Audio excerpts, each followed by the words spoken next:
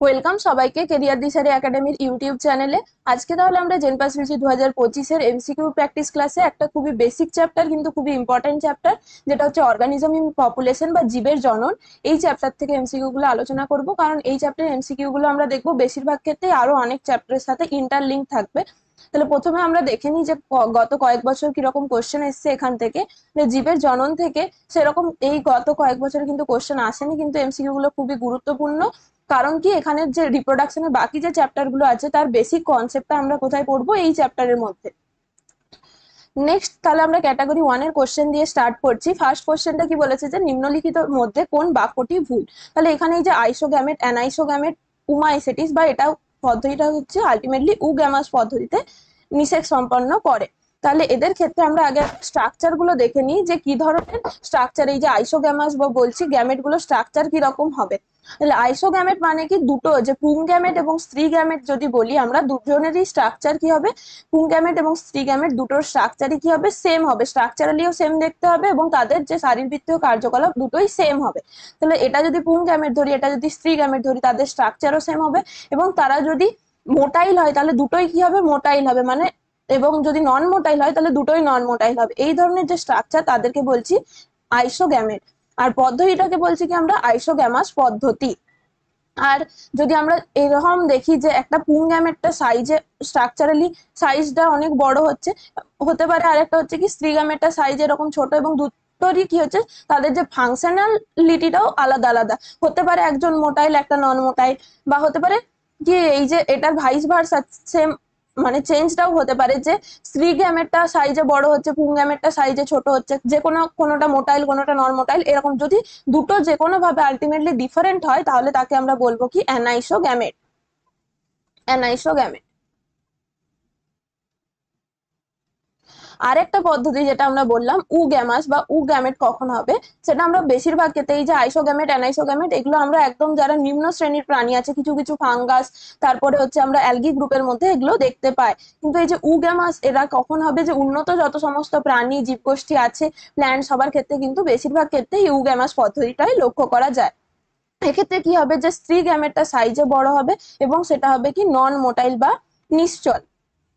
আর পুরুষ গ্যামেটটা পুং গ্যামেটটা কি হবে, সেটা মোটাইল হবে এবং সাইজে ছোট হবে। তাহলে যদি আমরা হিউম্যানের ক্ষেত্রে ধরি, সেটাও কি একটা উগ্যামাস পদ্ধতি। তাহলে এখানে ওভামটা কি থাকে, সাইজে বড় থাকে এবং নিশ্চল। এটা কোথায় থাকে, হিউম্যানের ক্ষেত্রে যদি আমরা ফ্যালোপিয়ান টিউবের মধ্যে ওভামটা থাকে, এবং স্পার্মটা হচ্ছে এটা মোটাইল হবে, এবং যদি নিষেক সম্পন্ন করতে হয় তাহলে স্পার্মটা কি হচ্ছে, মুভমেন্ট হচ্ছে।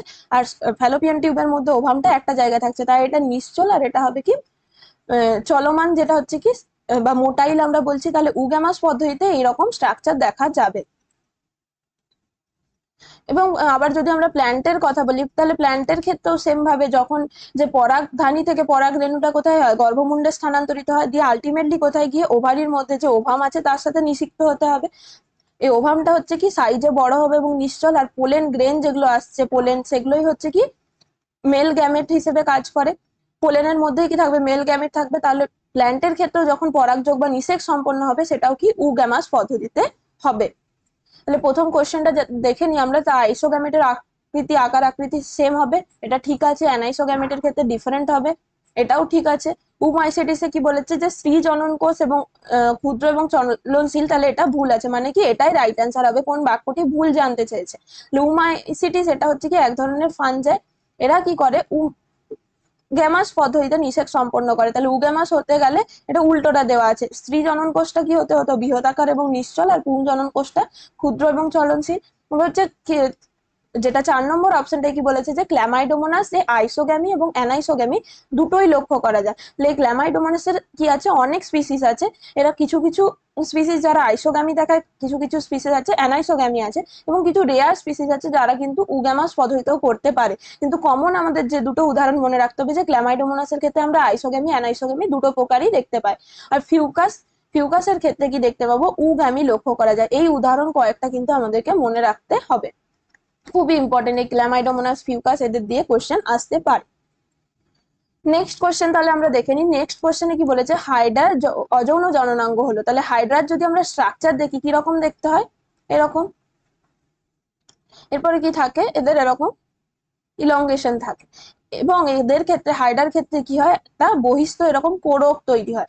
সেই কোরক গুলো বা এটাকে হচ্ছে কি আমরা পদ্ধতিটাকে বলছি কোরকোদ্গম বা বাডি।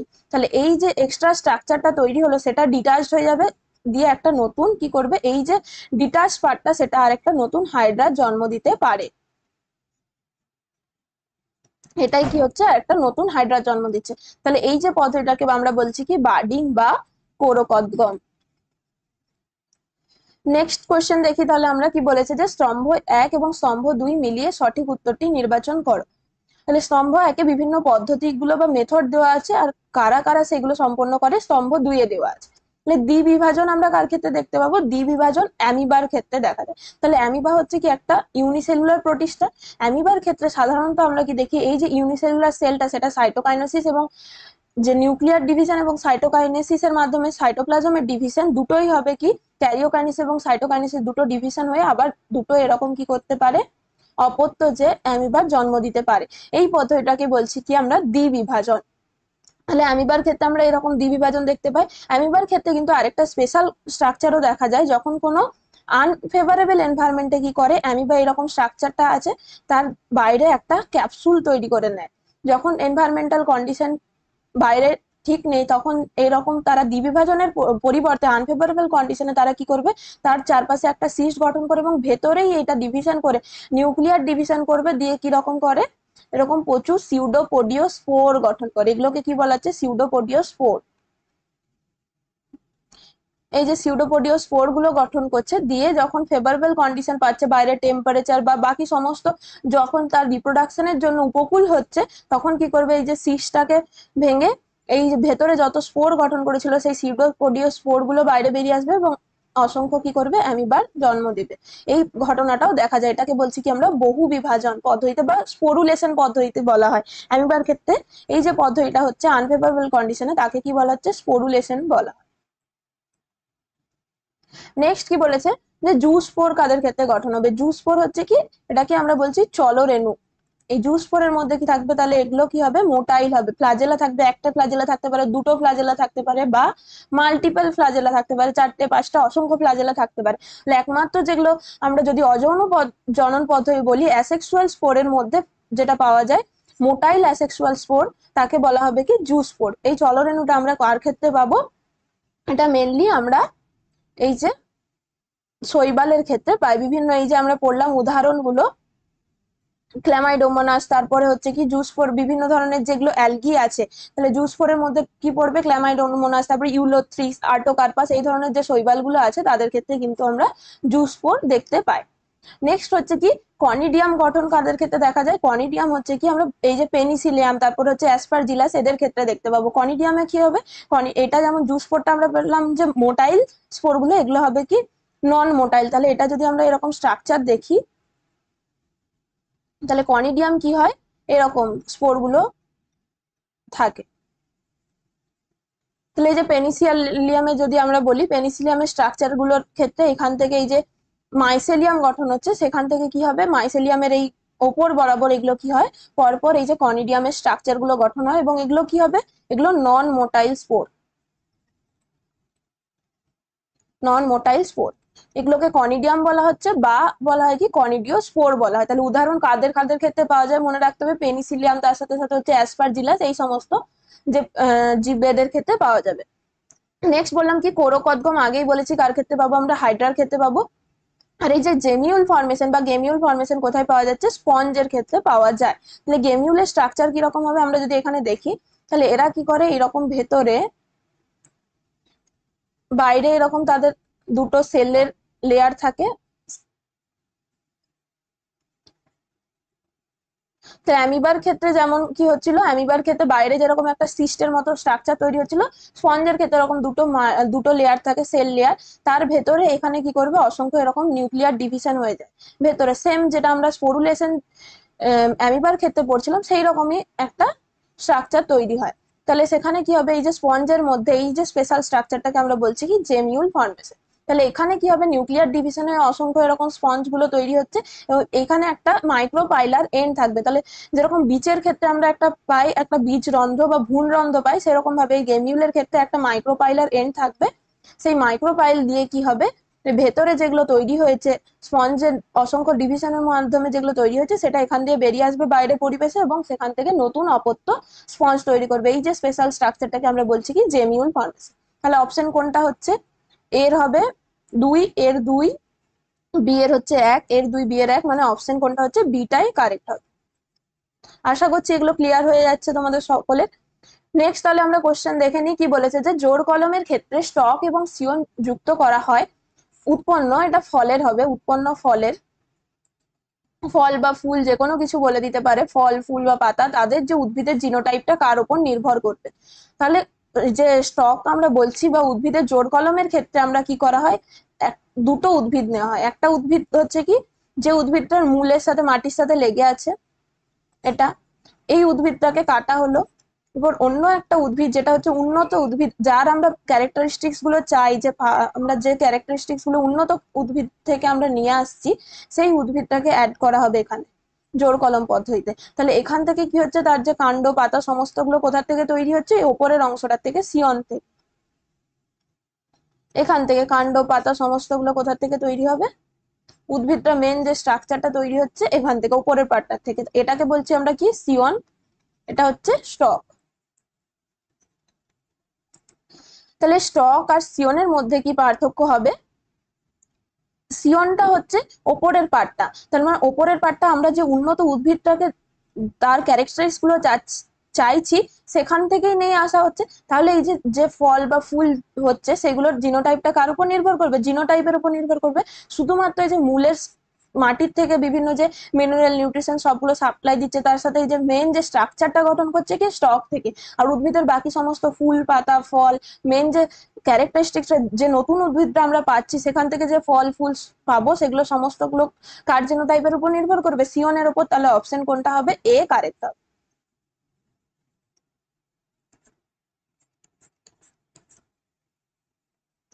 নেক্সট কি বলেছে যে প্রাকৃতিক অপুংজনি দেখা যায় যাদের মধ্যে, প্রাকৃতিক অপুংজনি বা এটাকেই আমরা বলছি কি পার্থেনোজেনেসিস বলা হয়। এই পদ্ধতিটাকে কি বলা হয়? পার্থেনোজেনেসিস। তাহলে এটা কাদের ক্ষেত্রে দেখতে পাবো আমরা? ন্যাচারাল পার্থেনোজেনেসিস কার ক্ষেত্রে পাই? হানি বি বা মৌমাছিদের ক্ষেত্রে। তাহলে মৌমাছিদের ক্ষেত্রে কি হয়, যখন মৌমাছিরা রিপ্রোডাকশন করে, তাহলে যে অনিষিক্ত ডিম থেকে, মানে এগটা যদি আনফার্টিলাইজ অবস্থাতে নিষেক সম্পন্ন না করেই যদি একটা নতুন যে অপত্য মৌমাছি তৈরি করে, সেটাকেই বলছি কি আমরা এই পদ্ধতি পার্থেনোজেনেসিস পদ্ধতি উইদাউট ফার্টিলাইজেশন। এই যে মৌমাছিগুলো তৈরি হবে তারা কি হচ্ছে পুরুষ মৌমাছি, বা এগুলোকে কি বলা হয়, আরেকটা নাম মনে রাখতে হবে, ড্রোন। ড্রোন। তাহলে মৌমাছির যে ওভামটা বা এগটা তৈরি হচ্ছে, সেই এগ থেকে কি তৈরি হবে, যদি ফার্টিলাইজেশন হয় তাহলে সেখান থেকে হতে পারে স্ত্রী মৌমাছি, আর হতে পারে কি রানী মানে স্ত্রী মৌমাছি যেগুলো হবে এগটা ফার্টিলাইজড হয়ে, তার মধ্যে থেকে আবার দুটো ভাগ হচ্ছে, রানী মৌমাছি আর হচ্ছে কর্মী মৌমাছি। তাহলে ফার্টিলাইজেশন হলে একটা, তাহলে মৌমাছির ক্ষেত্রে দুই ধরনের কিন্তু দেখা যায়, উইদাউট নিষেক সম্পন্ন না করে যখন হবে তখন পুরুষ মৌমাছির জন্ম হচ্ছে, আর যদি ফার্টিলাইজেশন হয় তাহলে স্ত্রী মৌমাছি জন্মগ্রহণ হচ্ছে, যেগুলো দুটো ভাগ, রানী মৌমাছি আর কর্মী মৌমাছি, দুটোই এখান থেকে তৈরি হতে পারে। নেক্সট কি বলেছে যে ছত্রাকের অনুসূত্রে সৃষ্ট খণ্ডকগুলিকে কি বলা হয়? এই যে আমরা বললাম কি সেটাকে বলছি কি কনিডিয়া বা কনিডিওস্পোর। এই যে ছত্রাকের যদি আমরা স্ট্রাকচার দেখি পেনিসিলিয়ামের বা যে কোনো অ্যাসপারজিলাস, তাদের ক্ষেত্রে কি হয়, এই যে স্ট্রাকচার গুলো এরকম তৈরি হচ্ছে, এগুলোকে বলছি কি আমরা অনুসূত্র বা এক একটা করে হাইপি।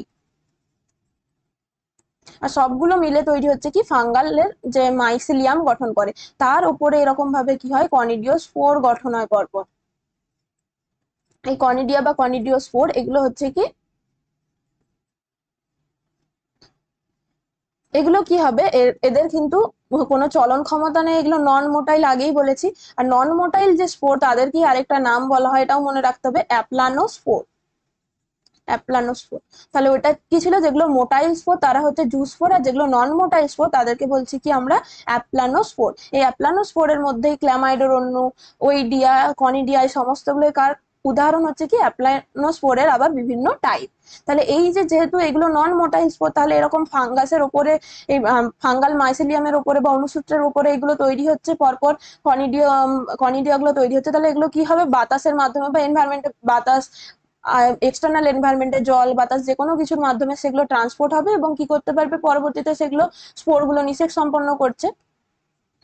ওই নিষেক মানে এই যে স্পোরগুলো কোথায় হবে, ট্রান্সমিট হয়ে যাবে, দিয়ে সেখান থেকে হচ্ছে কি যে প্ল্যান্ট হতে পারে, এটা হচ্ছে কি যে অন্য একটা কোনো ফাঙ্গাসে গিয়ে নিয়ে তারা যে রিপ্রোডাকশন সম্পন্ন করতে পারে। তাহলে আলটিমেটলি ট্রান্সফার হবে কিসের মাধ্যমে, যে এক্সটার্নাল এনভায়রনমেন্ট, এয়ার এর মাধ্যমে হতে পারে বা ওয়াটারের মাধ্যমে হতে পারে, যে কোনো কিছুর মাধ্যমে। আর যারা মোটাইল স্পোর তারা কি হতে পারে, নিজেরা নিজেরা তারা মুভ করতে পারে, কিন্তু এই ধরনের যে স্পোর গুলো তৈরি হয় তাদের যে মুভমেন্টের জন্য কোনো এক্সটার্নাল কোনো কিছুর দরকার পড়ে।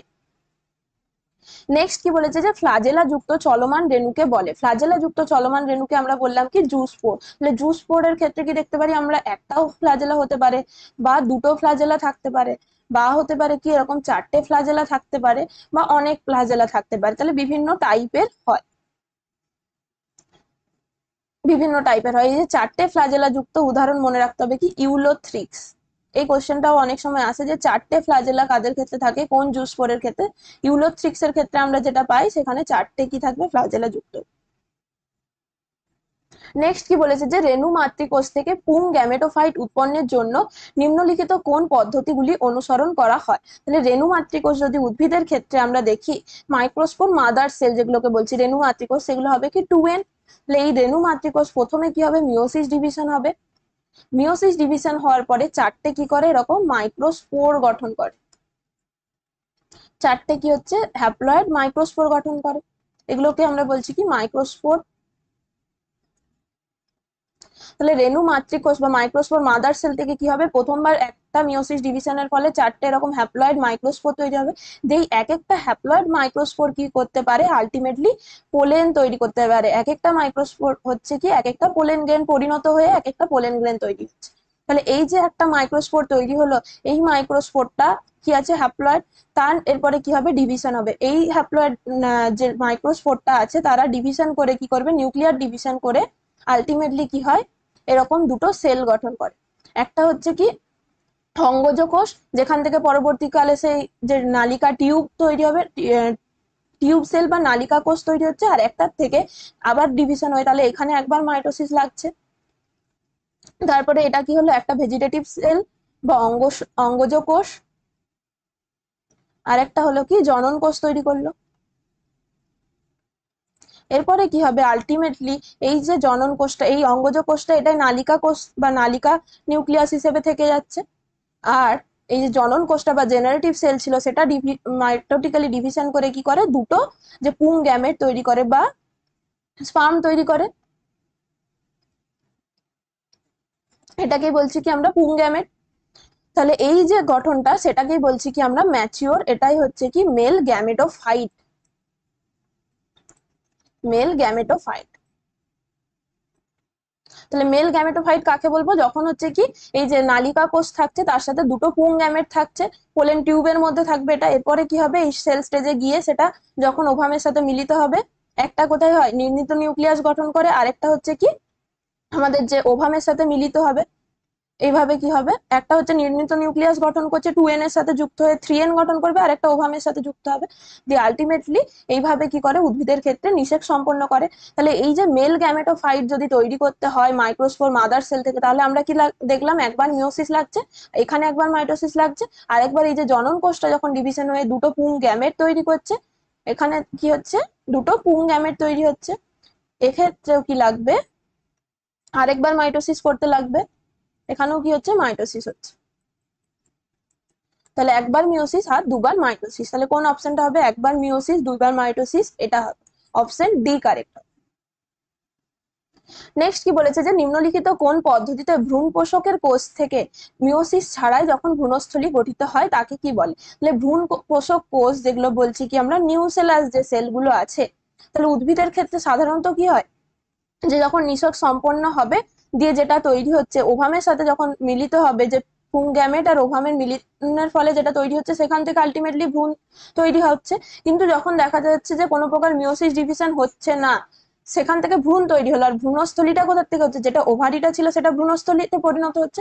কিন্তু এক্ষেত্রে থেকে দেখা যাবে কি, এই যে নিউসেলাস সেলগুলো ছিল যেগুলো ভ্রূণের চারপাশে ছিল, সেখান থেকে যখন ভ্রূণস্থলী গঠন হবে, তখন সেই পদ্ধতিটাকে আমরা কি বলি, অসংগতিপরতা বা অ্যাপোমিক্সিস।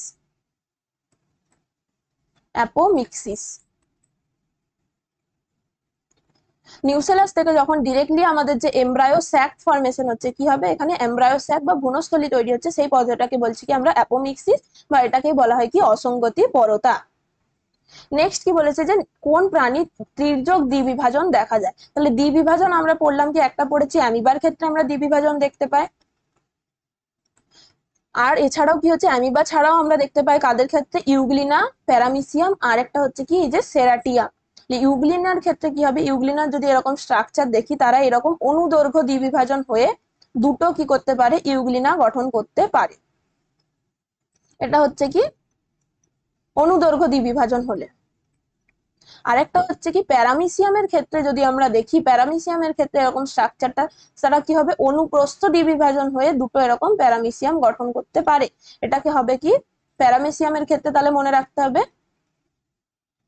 প্যারামিসিয়ামের ক্ষেত্রে অনুপ্রস্থ দ্বিবিভাজন, ইউগ্লিনার ক্ষেত্রে অনুদৈর্ঘ্য দ্বিবিভাজন, আর এই যে সেরাটিয়াম আছে তার স্ট্রাকচারটা হচ্ছে কিরকম, এরকম একটা স্ট্রাকচার, এরকম ত্রিযোগ বিভাজন হয়ে যায়, দিয়ে সেখান থেকে কি করতে পারে, দুটো সেরাটিয়ামের স্ট্রাকচার গঠন করতে পারে।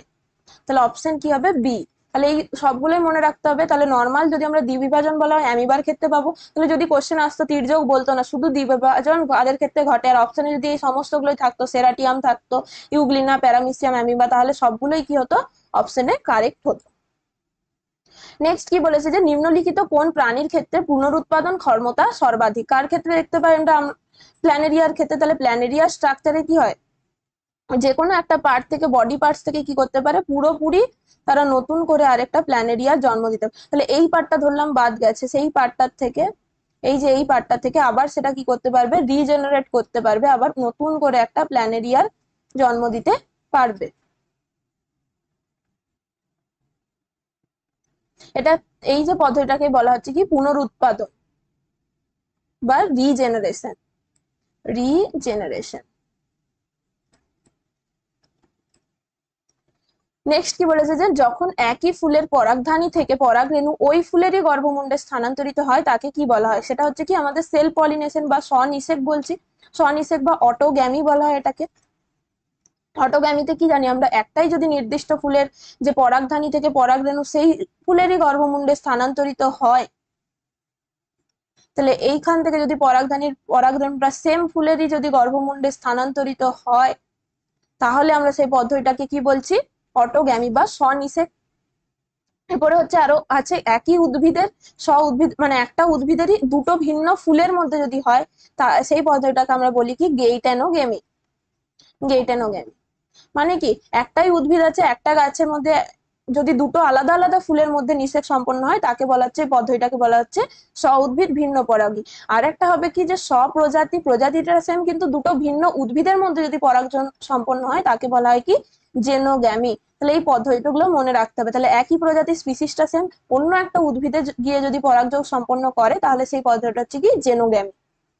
নেক্সট কি বলেছে যে কলাকর্ষণে উপযুক্ত বৃদ্ধির জন্য কোন হরমোন ব্যবহার করা হয়। তাহলে কলাকর্ষণ মানে কি, টিস্যু কালচার যেটা আমরা বলছি, একটা আর্টিফিশিয়াল একটা মিডিয়াম তৈরি করে দিচ্ছি, সেই মিডিয়ামের মধ্যে কি থাকছে, যা যা দরকার উদ্ভিদটার বৃদ্ধির জন্য সমস্ত কিছু দেওয়া হবে, বিভিন্ন হরমোন গুলোকে দিচ্ছি, তার সাথে মিনারেল, নিউট্রিয়েন্টস, ওয়াটার, অক্সিজেন, যা সমস্ত ওখানে দরকার সমস্ত গুলোকে ওখানে প্রোভাইড করে দেওয়া হচ্ছে, দিয়ে একটা নির্দিষ্ট উদ্ভিদের টিস্যু থেকে আমরা কি করতে পারছি, অসংখ্য উদ্ভিদ তৈরি করতে পারি এখান থেকে, যেটা মাইক্রো প্রোপাগেশন বলি বা কলাকর্ষণ টিস্যু কালচার পথ। মানে বিভিন্ন এই যে জেনেটিক্যাল মডিফাইড উদ্ভিদগুলো আমরা তৈরি করি, সেগুলো কিন্তু বেশিরভাগ ক্ষেত্রে কলাকর্ষণ পদ্ধতির মাধ্যমেও অনেক সময় তৈরি করা যেতে পারে।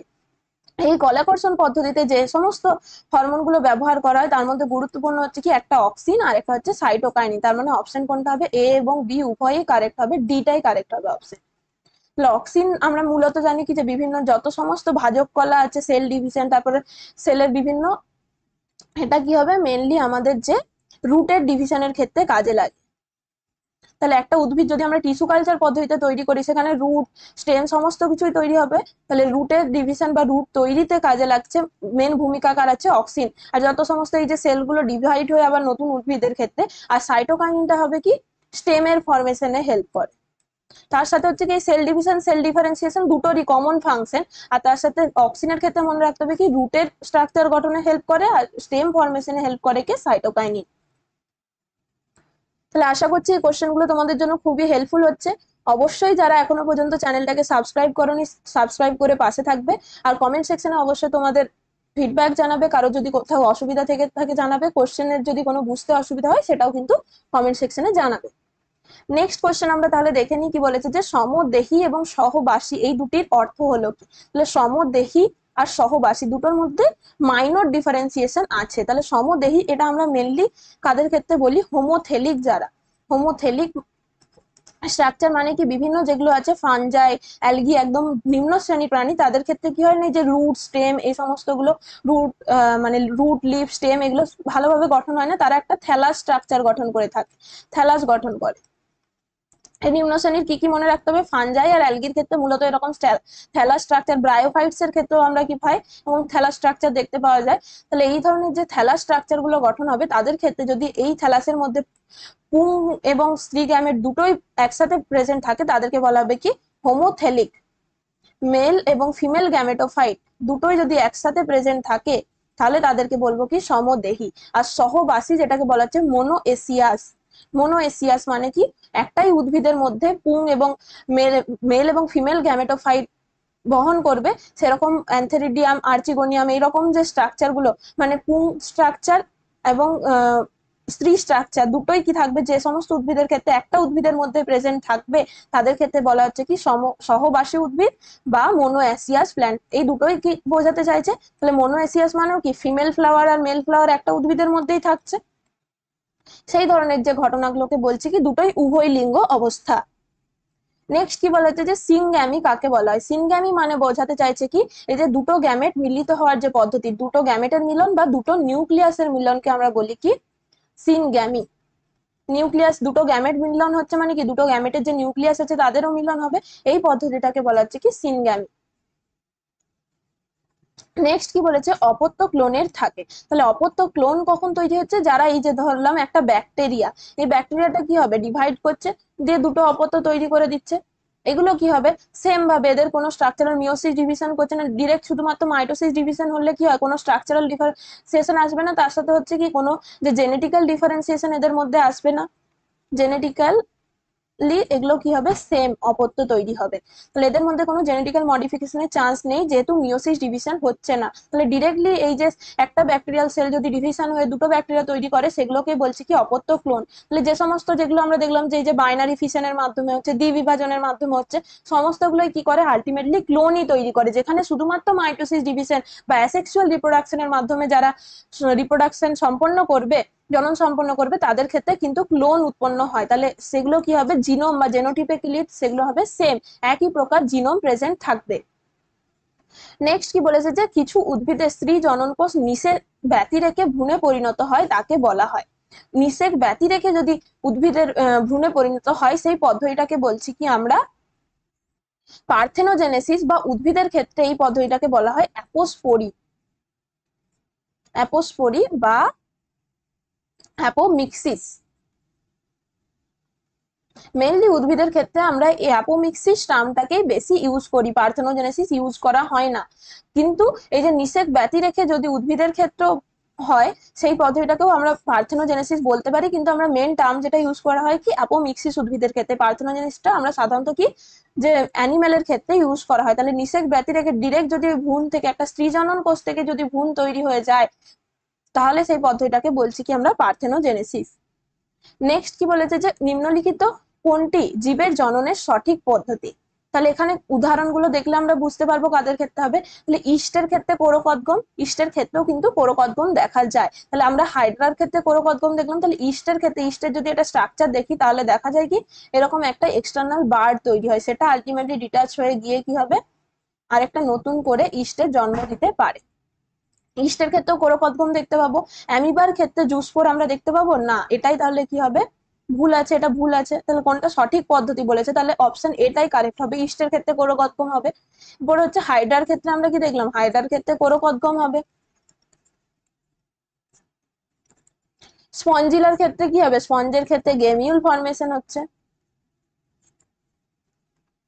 আর অ্যামিবার ক্ষেত্রে কি হবে দ্বিবিভাজন হতে পারে বা হতে পারে কি স্পোরুলেশন হতে পারে, যখন সেটা আনফেভারেবল কন্ডিশনে কি করে এনসিস্টেশন করে, সিস্ট ফর্মেশন, তার ভেতরে কি করবে সিউডোপোডিও স্পোর গঠন করে, দিয়ে সেইগুলো স্পোরগুলো যখন বাইরে আসবে সেই নতুন অ্যামিবা গঠন করছে, সেটাকে বলা হচ্ছে কি স্পোরুলেশন পদ্ধতি। নেক্সট তাহলে আমরা এই 19-এর কোশ্চেনটা দেখে নিই, কি বলেছে একটোকার্পাস এবং ফিউকাসের জীবনচক্র হলো যথাক্রমে। মানে এই যে একটোকার্পাসের ক্ষেত্রে আমরা কি দেখতে পাই, এই যে 2n স্ট্রাকচার থাকে, 2n বা স্পোরোফাইটিক একটা সেল স্টেজ থাকে। এই স্পোরোফাইট গুলো কি হয় মিওসিস ডিভিশনের মাধ্যমে, এরা কি করছে মিওসিস ডিভিশনের মাধ্যমে হ্যাপ্লয়েড স্পোর গঠন করে। হ্যাপ্লয়েড কি করে স্পোর, এই হ্যাপ্লয়েড স্পোর গুলো ম্যাচিওর হয়ে হ্যাপ্লয়েড সেল স্টেজে কি থাকে, এগুলো গ্যামেটোফাইট গঠন করে। গ্যামেটোফাইট, গ্যামেটোফাইট, এই গ্যামেটোফাইট থেকে আলটিমেটলি কি হবে গ্যামেট উৎপন্ন হবে, এবং সেই গ্যামেট গুলো মিলিত হয়ে কি হবে জাইগোট, জাইগোটটা আবার হবে কি 2n ডিপ্লয়েড, দিয়ে সেখান থেকে ম্যাচিওর হয়ে সেটা স্পোরোফাইট গঠন করছে। তাহলে এদের ক্ষেত্রে যাদের ক্ষেত্রে এইরকম মানে দুটো লাইফ সাইকেল, তাদের কমপ্লিট লাইফ সাইকেলের মধ্যে ডিপ্লয়েড এবং হ্যাপ্লয়েড দুটো সেল স্টেজই আমরা দেখতে পাবো, তাদের ক্ষেত্রে কি বলা হয় লাইফ সাইকেলটাকে হ্যাপ্লোডিপ্লন্টিক বা ডিপ্লো হ্যাপ্লন্টিক। তাহলে অপশন একটোকার্পাসের ক্ষেত্রে আমরা এই ধরনের লাইফ সাইকেল পাবো। এই দিকটা হচ্ছে কি পুরোপুরি হ্যাপ্লয়েড, এই দিকটা হচ্ছে ডিপ্লয়েড। তাহলে এরা কি হচ্ছে স্বাধীনভাবে এই যে হ্যাপ্লয়েটিক সেল স্টেজে গ্যামেটোফাইট অবস্থাতে কিন্তু বর্তমান থাকতে পারে, তার জন্য লাইফ সাইকেলে আমরা দুটো ফেজই পাবো। কিন্তু অপরপক্ষে যদি আমরা ফিউকাসের ক্ষেত্রে দেখি, তাহলে ফিউকাসের ক্ষেত্রে আমরা কি পড়েছিলাম যে উগ্যামাস পদ্ধতি দেখায় তারা। এদের ক্ষেত্রে কি হয় যে 2n যেটা স্পোরোফাইট থাকছে সেটা আলটিমেটলি ডিভিশন হয়ে এন এন তৈরি করছে, কিন্তু সেগুলো কি হয় না এই যে এরকম ম্যাচিওর গ্যামেটোফাইট সেল স্টেজে থাকতে পারে না, তারা স্বাধীনভাবে গ্যামেটোফাইটিক সেল স্টেজে থাকতে পারে না, সেগুলো যুক্ত হয়ে কি করে দেয় আবার 2n জাইগোটি ফরমেশন করে দেয়। তাহলে এই যে জাইগোট তাদের ক্ষেত্রে যে প্রিডমিনেন্ট লাইফ সাইকেলটা পুরোটাই হচ্ছে কি ডিপ্লয়েড সেল স্টেজে থাকে, তারা স্বাধীনভাবে এই হ্যাপ্লয়েড বা গ্যামেটোফাইট ফরমেশন করে থাকতে পারে না, তার জন্য তাদের লাইফ সাইকেলকে বলছি কি ডিপ্লয়েড। আর হ্যাপ্লন্টিক লাইফ সাইকেল কাদেরকে বলবো, যাদের ক্ষেত্রে পুরো লাইফ সাইকেলটা তারা শুধুমাত্র এই যে এন সেল স্টেজে গ্যামেটোফাইটিক সেল স্টেজে থাকবে, তাদেরকে বলবো কি হ্যাপ্লন্টিক লাইফ সাইকেল। তাহলে আমরা যদি হিউম্যানের ক্ষেত্রে বলি, তাহলে হিউম্যানের ক্ষেত্রে আমরা কি পাবো শুধুমাত্র ডিপ্লন্টিক লাইফ সাইকেল পাবো। 2n সেখান থেকে কি করে দুটো এন গ্যামেট মিলিত হয়, দিয়ে আবার কি করে দেয় আলটিমেটলি 2n ই ধরে। তাহলে সারা জীবন লাইফ সাইকেল ধরে কি থাকছে পুরোটাই ডিপ্লয়েড সেল স্টেজে থাকে। এটা একটা টেম্পোরারি স্ট্রাকচার, গ্যামেট তৈরি হয়, কিন্তু এটা স্বাধীনভাবে গ্যামেট সেল স্টেজে কিন্তু বর্তমান থাকতে পারে না। নেক্সট কি বলেছে যে নিম্নলিখিত গুলির মধ্যে কোনটির বৈশিষ্ট্য হলো জাইগোটিক মিওসিস। জাইগোটিক মিওসিস মানে 2n থেকে যেগুলো বডি সেল আছে, মানে আমাদের যে ডিপ্লয়েড সেল আছে, সেই ডিপ্লয়েড সেলগুলো যখন আলটিমেটলি ডিভিশন করবে, মিওসিস ডিভিশনের মাধ্যমে কি করবে এন তৈরি করছে, হ্যাপ্লয়েড তৈরি করছে, তখন কি হবে তাহলে জাইগোট থেকে যখন মিওসিস হয়ে স্পোর গঠন করছে, তাদের ক্ষেত্রে কি বলবো জাইগোটিক মিওসিস সম্পন্ন হয়। তাহলে ক্ল্যামাইডোমোনাস মনে রাখতে হবে, তার সাথে হচ্ছে কি মিউকর, রাইজোপাস, ইস্ট, এই উদাহরণগুলো মনে রাখতে হবে, যারা কি করতে পারে এরকম 2n যে ডিপ্লয় জাইগোট আছে সেটা মিওসিস করে এন হ্যাপ্লয়েড স্পোর গঠন করতে পারে। তাহলে উদাহরণ কয়েকটা মনে রাখতে হবে এখান থেকে, জাইগোটিক মিওসিসের যে কোনো কোশ্চেন থেকে যদি দেয় এই কয়েকটা উদাহরণ কিন্তু খুবই ইম্পর্টেন্ট। নেক্সট কি বলেছে যে নিম্নলিখিত গুলির মধ্যে কোন জোড়টি সঠিক নয়, কোন জোড়াটি সঠিক নয় এখানের মধ্যে যদি আমরা বলি, তাহলে অপশন কোনটা হচ্ছে সি হবে, সারাগাসামের ক্ষেত্রে দ্বিবিভাজন দেখতে পাই না। কারণ কি বাকিগুলো অপশন গুলো আমরা যদি দেখে নিই, কচুরিপানা বা যেটাকে আমরা বলছি ইকর্নিয়া, ইকর্নিয়ার ক্ষেত্রে আমরা কি দেখতে পাই এরকম খর্বধাবক, তাদের যদি এই যে স্ট্রাকচার দেখি তারা কি করে এরকম ভাবে অফসেট বলা হচ্ছে বা খর্বধাবক, বা এটাকে বলা হয় কি অফসেটের মাধ্যমে তারা নতুন যে অফস্প্রিং তৈরি করতে পারে। তাহলে এখানের মধ্যে কি থাকছে মূল থাকছে, এটা মাটির এরকম ভাবে বিস্তীর্ণ হচ্ছে, এই যে অংশটা দুটো যে স্টেমের মাঝখানের যে কানেক্টিং স্ট্রাকচারটা সেটাকেই বলছি কি আমরা অফসেট। তার মাধ্যমে কি হবে কচুরিপানা গুলো, এই যে জলের মধ্যে আমরা কচুরিপানা পাই প্রচুর সংখ্যায়, যে বিস্তার করতে পারে কিসের মাধ্যমে খর্বধাবকের এই স্ট্রাকচার থেকে। তাহলে ওপরে এই অংশগুলো থাকছে, ওপরে তাহলে কচুরিপানার পাতার অংশটা কোথায় থাকে জলের ওপরে, বাকি অংশটা এরকম হচ্ছে কি খর্বধাবকের মাধ্যমে তারা কি করতে পারে বংশ বিস্তার করতে পারে। এরকম ভাবে তাহলে এই জায়গাটা যদি কেটে যায় সেখান থেকে আরেকটা করে নতুন কচুরি বানার কি করতে পারবে, জন্ম দিতে পারবে। যে রাইজোম বা কলার ক্ষেত্রে পাই, ব্যানানা, জিঞ্জার, এদের ক্ষেত্রে আমরা রাইজোম স্ট্রাকচার পাই। সেগুলো হচ্ছে কি এক ধরনের ভূনিম্নস্থ কাণ্ডের মাধ্যমে তারা যে তাদের যে ভেজিটেটিভ রিপ্রোডাকশন বলতে পারি, এখানে অ্যাসেক্সুয়াল বলা হয় না, উদ্ভিদের ক্ষেত্রে সাধারণত কি বলা হয়, ভেজিটেটিভ রিপ্রোডাকশন। এই ভেজিটেটিভ রিপ্রোডাকশন যদি সম্পন্ন করে কাদের মাধ্যমে, ভেজিটেটিভ রিপ্রোডাকশন উদ্ভিদের ক্ষেত্রে এই যে কলা, তারপর হচ্ছে আদা, এদের ক্ষেত্রে এরকম রাইজোমের মতো গ্রন্থিকন্ড বলা হয়, গ্রন্থিকন্ড বা রাইজোম এইরকম স্পেশাল স্ট্রাকচারের মাধ্যমে হতে পারে। আর কনিডিয়া পেনিসিলিয়ামের ক্ষেত্রে আমরা আগেই বলেছি, তাহলে এখানে এই অপশনটাই ভুল হবে। তাহলে দ্বিবিভাজন আমরা বলেছি কি কি হবে, অ্যামিবা হচ্ছে প্যারামেসিয়াম, তার সাথে ইউগ্লিনা, আর একটা হচ্ছে কি সেরাটিয়াম। এই অপশনগুলো যদি থাকে তাহলে দ্বিবিভাজন হবে। নেক্সট কি বলেছে যে নিম্নলিখিত কোনটিতে যৌন জনন সম্পন্ন হয় না। এই সমস্ত গুলোর মধ্যে এটা 2021-এ জেন পাস ইউজির কোশ্চেন, খুবই ইম্পর্টেন্ট কোশ্চেন। তাহলে অপশনের মধ্যে কোনটা হবে, অপশন বি। নষ্টকের ক্ষেত্রে আমরা কোনো এই ধরনের যে সেক্সুয়াল রিপ্রোডাকশন স্ট্রাকচার বা সেক্সুয়াল স্পোর গঠন হয় না, সেক্সুয়াল স্পোর এদের ক্ষেত্রে থাকে না। বাকি ইউলোথ্রিক্স বলা হোক বা এরা ভলবক্স, স্পাইরোখাইরা, সবাই কিন্তু যৌন জনন পদ্ধতিতে সম্পন্ন করতে পারে। এবং ইউলোথ্রিক্স এর ক্ষেত্রে যেরকম ভাবে আমরা অযৌন জননের স্ট্রাকচার দেখেছিলাম, কি হচ্ছিল, কনিডিয়া গঠন হচ্ছিল, সেম ভাবে কিন্তু তাদের ক্ষেত্রে আমাদের যে সেক্সুয়াল স্পোরও গঠন হতে পারে। নেক্সট কি বলেছে যে আলুর চোখ হলো একটি, আলুর চোখ বা যে আলুর ক্ষেত্রে আমরা কি জানি, টিউবারের মাধ্যমে তারা ভেজিটেটিভ রিপ্রোডাকশন করে, বা এটাকে বলছি কি আমরা স্ফীতকন্দ।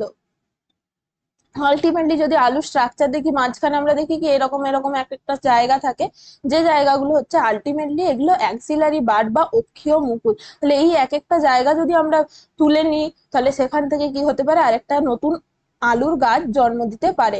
তাহলে এগুলো হচ্ছে কি অক্ষীয় মুকুল বা অ্যাক্সিলারি বাড। নেক্সট কোশ্চেন দেখে নি, কি বলেছে যে কলা পালনের কোন পদ্ধতিতে খুব কম জায়গায় অসংখ্য চারা তৈরি করা যায়।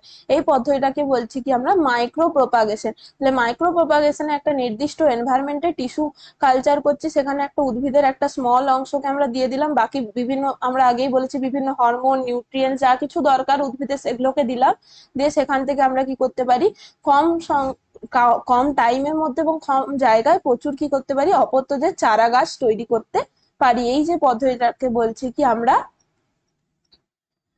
কলা পালন বা কলা কর্ষণ বা মাইক্রো প্রোপাগেশন। নেক্সট তাহলে আমরা ক্যাটাগরি 2 এর কোশ্চেন করবো। এখানে ক্যাটাগরি 1 দিয়েছে ভুল করে, এটা ক্যাটাগরি 2 হবে। ক্যাটাগরি 2 এর কোশ্চেন গুলো দেখে নি। কয়েকটা কোশ্চেন কি বলেছে যে দ্বিবিভাজন প্রক্রিয়া দেখা যায় কাদের ক্ষেত্রে। তাহলে দ্বিবিভাজন এগুলো তোমরা আশা করছি অ্যান্সার করতে পারবে, কোনটা কোনটা হবে। এ বি অলরেডি ডিসকাস করেছি, এ আর বি। অ্যামিবার ক্ষেত্রে সিম্পল আমরা যে বাইনারি ফিশন দেখতে পাচ্ছি, আর প্যারামিশনের ক্ষেত্রে হবে কি অনুপ্রস্থ বরাবর, উইথ বরাবর তাদের ক্ষেত্রে দ্বিবিভাজন দেখা যাবে। নেক্সট কি বলেছে যে জুস স্পোর গঠন হয় কাদের ক্ষেত্রে, তো এটাও অলরেডি আলোচনা করা হয়েছে, ক্ল্যামাইডোমোনাস, ইউলোথ্রিক্স, ফাইটোপথোরা। তাহলে ফাইটোপথোরার ক্ষেত্রে মনে রাখতে হবে দুটো ফ্ল্যাজেলা থাকে জুস স্পোরে, আর হচ্ছে কি ইউলোথ্রিক্স এর ক্ষেত্রে 4 ফ্ল্যাজেলেট, 4টে ফ্ল্যাজেলা থাকে। আর পেনিসিলিয়ামের ক্ষেত্রে আমরা অলরেডি জানি কি হবে, কর্নিডিয়া। তাহলে এটা হবে কি A B C. Next question দেখি কি বলেছে যে কাণ্ডের সাহায্যে অঙ্গজ জনন সম্পন্ন করে কারা। তাহলে কাণ্ডের মাধ্যমে আমরা যেগুলো বললাম, কাণ্ডের মাধ্যমে কিছু আছে ভূনিম্নস্থ কাণ্ড, কিছু আছে অর্ধবায়বীয় কাণ্ড, কিছু আছে বায়বীয় কাণ্ড। তাহলে ভূনিম্নস্থ কাণ্ডের মধ্যে 4টে উদাহরণ মনে রাখতে হবে। ভূনিম্নস্থ কাণ্ডের সাহায্যে যারা অঙ্গজ জনন সম্পন্ন করে, একটা হচ্ছে কি কন্দ, একটা হচ্ছে স্ফীতকন্দ, একটা হচ্ছে কি গ্রন্থিকন্দ,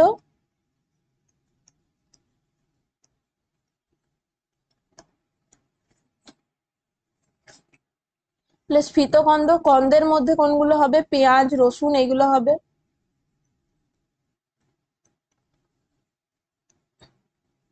উদাহরণগুলো কিন্তু আমাদেরকে খুব ইম্পর্টেন্ট এখান থেকে মনে রাখতে, পেঁয়াজ আর রসুন।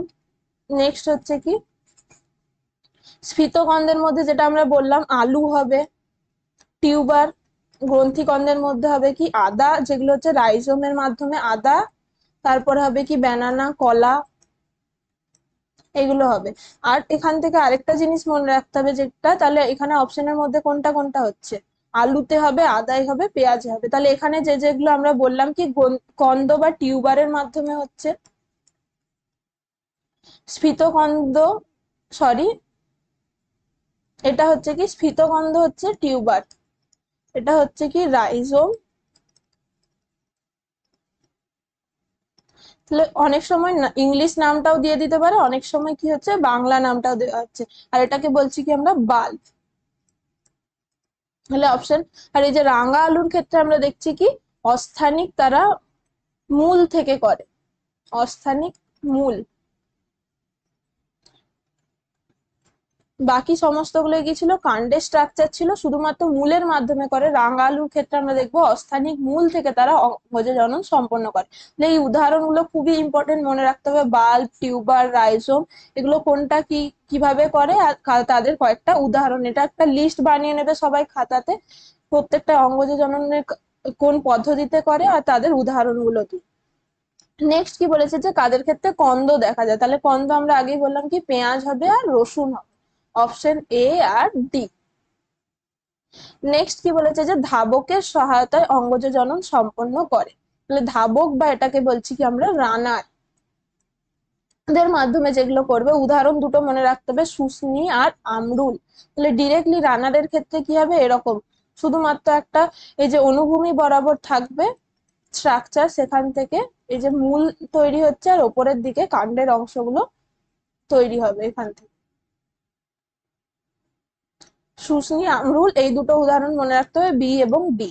আর এই যে অ্যাগেভের ক্ষেত্রে কি দেখা যাবে, বুলবিল একটা স্পেশাল স্ট্রাকচার, বায়বীয় কাণ্ডের মধ্যে পড়ে এগুলো। আর এগুলো হচ্ছে সমস্ত কি অর্ধ বায়বীয় কাণ্ড, যেগুলো হচ্ছে ধাবক, বক্র ধাবক, খর্ব ধাবক, সমস্ত গুলো হচ্ছে এগুলো অর্ধ বায়বীয়। আর এই এগে বুলবিলটা এটা কিন্তু একটা স্পেশাল স্ট্রাকচার।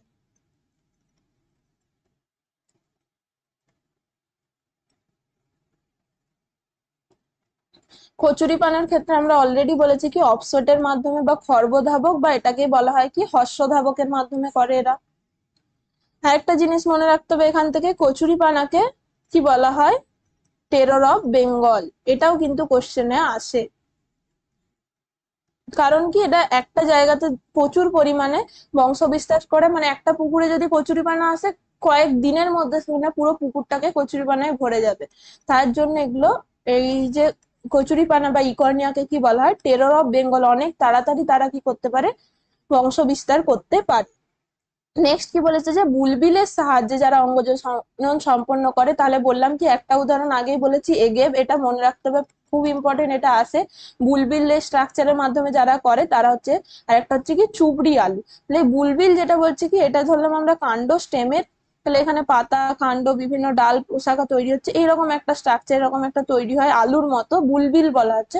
সেটা যখন মাটিতে পড়ছে সেখান থেকে আবার তারা নতুন উদ্ভিদ জন্ম হতে পারে, সেটাকে বলা হচ্ছে বুলবিল। এগে বা চুবড়ি আলু মনে রাখতে। নেক্সট কি বলেছে যে ঊর্ধ্ব ধাবক কাদের ক্ষেত্রে দেখা যায়, ঊর্ধ্ব ধাবক বা যেটাকে আমরা বলছি কি ঊর্ধ্ব ধাবকের ক্ষেত্রে আমরা কি দেখবো, এরকম ভাবে অনুভূমিক বরাবর যাচ্ছে, অনেকটা যাওয়ার পরে তারা কি হবে আবার ওপরের দিকে উঠছে। এই ধরনের যে স্ট্রাকচার এখান থেকে উদ্ভিদ তৈরি করতে পারবে তাদেরকে বলা হচ্ছে ঊর্ধ্ব ধাবক। লেখানের মধ্যে উদাহরণ হবে কি একটা চন্দ্রমল্লিকা আর একটা হচ্ছে দুর্বা ঘাস, বা এটাকে বলা হয় অনেক সময় মুথা ঘাস।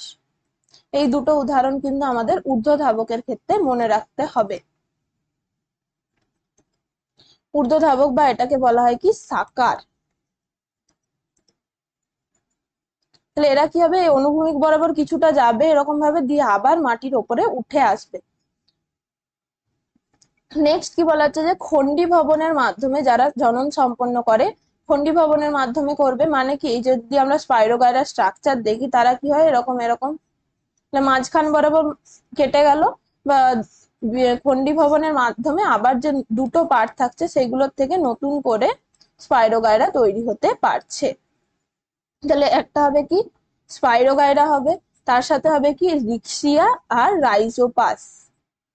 এই তিনটে option C B C D, এই তিনটাই কি হতে পারে খন্ডি ভবনের মাধ্যমে। খন্ডি ভবন মানে কি পুরোপুরি মাঝখান থেকে ডিভিশন, মানে যে কোনো পার্টটা ডিভাইড হতে পারে, মাঝখান বরাবর হবে মানে দ্বিবিভাজন। দ্বিবিভাজন না, খন্ডি ভবন মানে যে কোনো একটা পার্ট যদি ডিটাচড হয়ে যায় সেই পার্টটার থেকে আবার নতুন করে উদ্ভিদ বা প্ল্যান্ট যেটা সেই যে জীবটা আবার যদি নতুন করে জন্মাচ্ছে, যেমন রাইজোপাস, রিক্সিয়া, স্পাইরোগাইরা, এই উদাহরণগুলো মনে রাখতে হবে। খন্ডি ভবনের ক্ষেত্রে এরা এই যে কোনো একটা পার্ট যদি ডিটাচড হয়ে যায় সেই ডিটাচ পার্ট থেকে আবার নতুন করে জন্ম দিতে পারছে। তাহলে থ্যাংক ইউ, আশা করছি সবাইকার এই কোশ্চেন গুলো খুবই ভালোভাবে বুঝতে পেরেছো এবং ক্লিয়ার হয়ে গেছে। কোনো ডাউট থাকলে অবশ্যই কমেন্ট সেকশনে লিখবে। পরবর্তী ভিডিওতে তাহলে আমরা অন্য আরো চ্যাপ্টারের ইম্পর্টেন্ট এমসিকিউ গুলো নিয়ে আলোচনা করব, এবং এখানে কিছু কিছু আছে যেগুলো আমাদেরকে মনে রাখতে হবে উদাহরণ। তার জন্য অবশ্যই তোমরা ওই যে যে চার্টটা বললাম, বিভিন্ন যে উদ্ভিদের ক্ষেত্রে যে স্ট্রাকচার গুলো এবং তাদের যে অঙ্গজ জননের পদ্ধতি উদাহরণের একটা লিস্ট বানাবে। আর এই যে বাকি যে সমস্ত অ্যাসেক্সুয়াল রিপ্রোডাকশনের মেথড আছে তাদের উদাহরণ দিয়ে আরেকটা লিস্ট বানিয়ে রাখবে। তাহলে এই চ্যাপ্টারটা জিস্টে তোমরা একবার দেখলেই পরীক্ষার আগে খুব ভালোভাবে মনে রাখতে পারবে। থ্যাংক ইউ সবাইকে।